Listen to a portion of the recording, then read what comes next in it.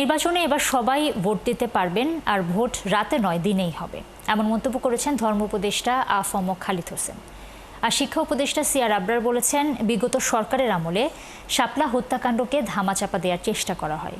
বুধবার সরকারি মাদ্রাসা ই আলিয়ার 246তম প্রতিষ্ঠা বার্ষিকীর আয়োজনে এসব কথা বলেন তারা। বিস্তারিত নজরুল ইসলামের প্রতিবেদনে। সকালে রাজধানীর বকশী বাজারে সরকারি মাদ্রাসা ই আলিয়ার 246তম প্রতিষ্ঠা বার্ষিকী উদযাপন করা হয়। এখানে অতিথি ও আলোচকরা আলিয়া মাদ্রাসার ইতিহাস, ঐতিহ্য, প্রেক্ষাপট ও গৌরবের নানা দিকের কথা তুলে ধরেন।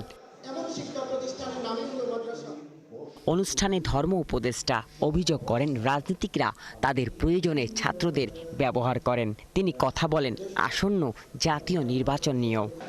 আমরা ফেব্রুয়ারিতে নির্বাচন করব।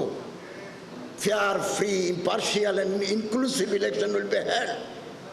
প্রতিটি মানুষ তার নিজের ভোট দিতে পারবে। আমরা এভাবে এগিয়ে যাচ্ছি। ভোট হবে দিনের বেলা, রাতে নয়। কোনো দেশে নাই, ইউরোপে নাই, অক্সফোর্ডে নাই, ক্যামব্রিজে নাই। আমাদের দেশের রাজনীতিবিদরা ফর দ্য পলিটিক্যাল সেক তারা আমাদের স্টুডেন্টদেরকে ব্যবহার করে। অতীতে ধর্মবিশ্বাস ও পোশাকের কারণে হয়রানির পাশাপাশি জঙ্গি নাটক সাজানো হতো বলে মন্তব্য করেন শিক্ষা উপদেষ্টা। অতীতে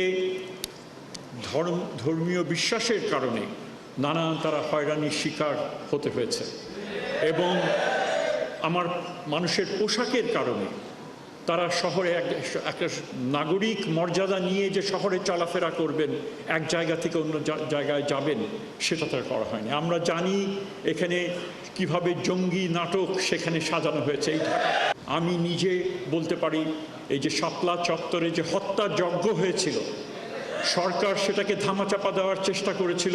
মাদ্রাসা শিক্ষাকে আধুনিক করার উদ্যোগ নেওয়া হয়েছে বলে জানান তিনি।